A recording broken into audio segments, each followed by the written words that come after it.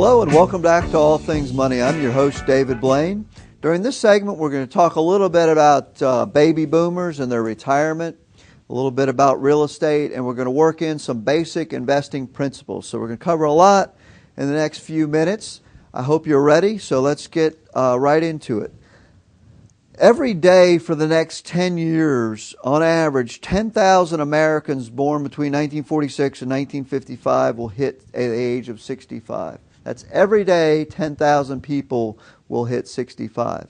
And so there's a lot of questions out there about what should I do for retirement, both on the government side as well as the investor side, is how to deal with this problem of longevity at age 65. They need to plan for at least 3 decades of living in retirement.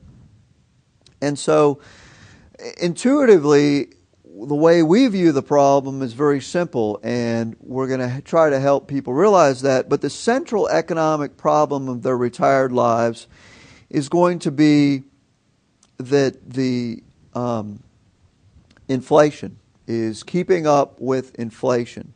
They would also intuitively perceive what the solution to that problem is. And this goes to, I see mostly elderly people as well as a younger group of people that have been investing since, say, the year 2000.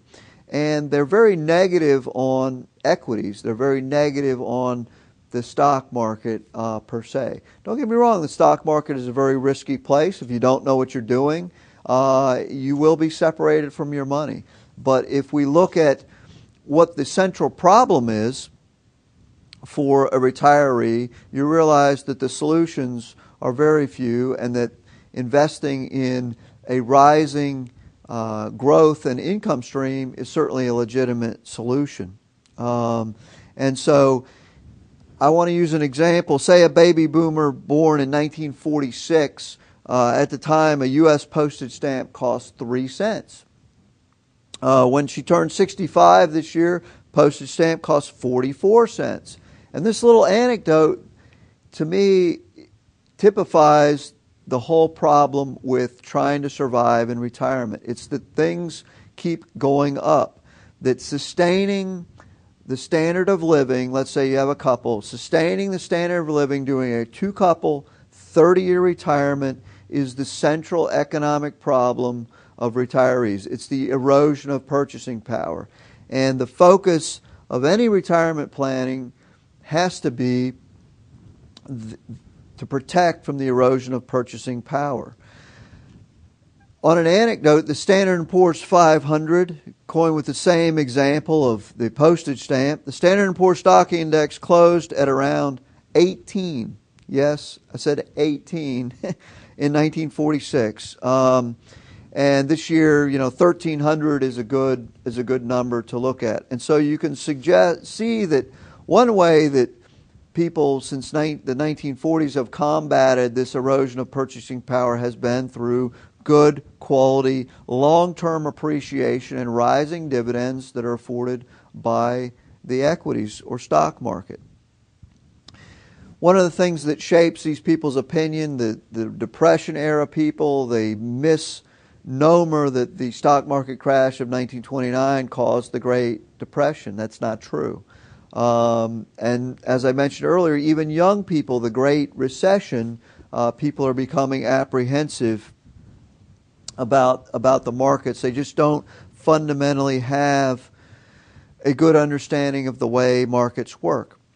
And so if we look at the protecting against this erosion of purchasing power, we see that the stock market is a very good way to do this. Although that when you look at the baby boomers, it has gone up 70 times in that person's lifetime, but they had to endure, 13 average declines of 30% or more. And so that's a tremendous amount of volatility. And so what we see is that a lot of people, it's the temporary decline in their capital that really is what they're concerned about, that they don't have the personality or the risk tolerance to withstand those declines. If you're investing in a good, diversified broadly diversified multiple asset class portfolio, there is always the possibility of permanent impairment of capital, but if you're out there investing in individual companies, sure, they can go completely bankrupt.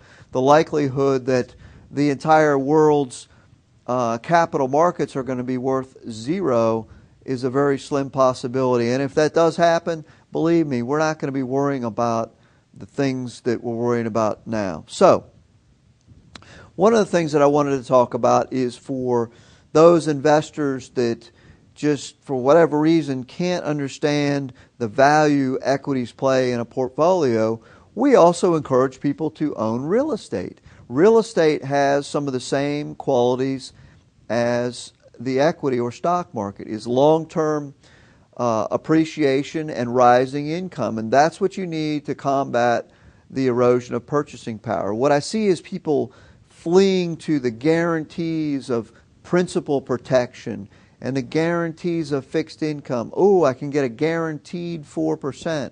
Well, that's great. If inflation heats up, you're going to be negative. And so people mistakenly go towards the guaranteed or the sure thing. And what they really need is they need long-term appreciation, and they need things that have the potential to rise in income. And you're just not going to get that being overly conservative with fixed income. In fact, I would make the case that people over the past 30 years have been lulled into a sense of complacency about the sureness of a fixed income investment. We have been in a 30-year bull market for fixed income. That rates have gone down pretty steadily over the past 30 years, and people seem to attribute a false sense of security to fixed income. Sure, if you invest in a bond that promises to pay you 4% and you hold it to maturity, you're going to get your 4% back. But just like the stock market, the value of that bond, if rates start to go up, the value of that bond is going to be extremely volatile.